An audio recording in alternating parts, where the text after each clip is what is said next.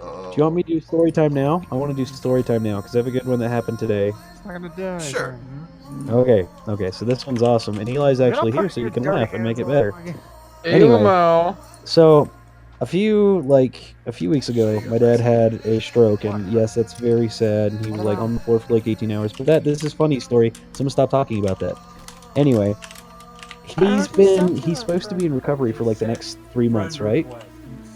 And they tell him to have no activities that will increase his blood pressure, like anything. Well, today we go outside and he wants to start his truck because it's a diesel, and he wants to let it run for half hour because that's what you're supposed to do to keep them working. Anyway, we went out and we were starting his truck, and you know he's like sickly because he does his dialysis, that sort of thing. And he's in his garage, and he'd gotten a snow machine, and he goes, "Hey, can you come over here and help me start this while I was getting all the snow off the truck?"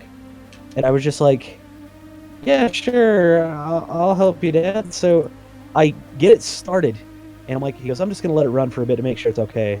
I'm like, all right, but don't ride the damn thing. So I go out to the truck, which is just around the building, and I keep getting all the ice off of it.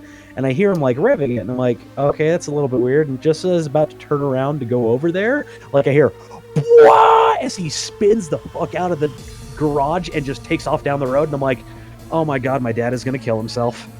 And that wasn't even the first thought. The first thought was, my aunt is going to yell at me. Like, I'm going to get so like any smart man. Exactly. And I was just like, oh shit. As he goes up there and it comes back, he goes, do you want to ride it? And I'm like, no, I don't want to ride it.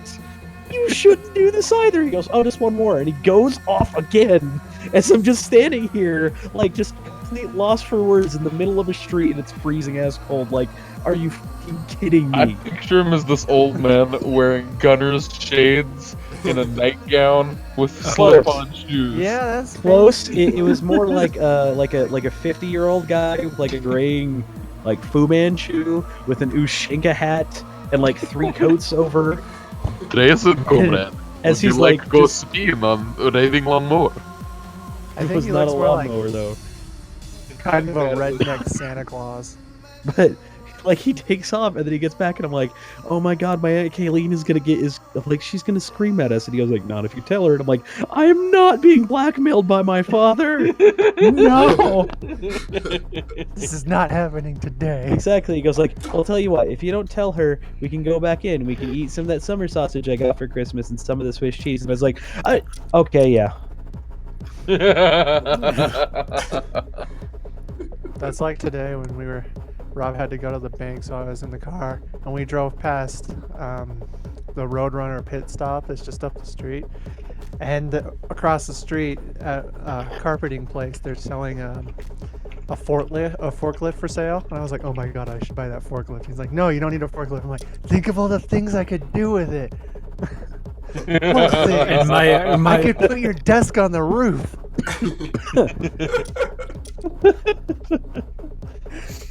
And not take anything off of it.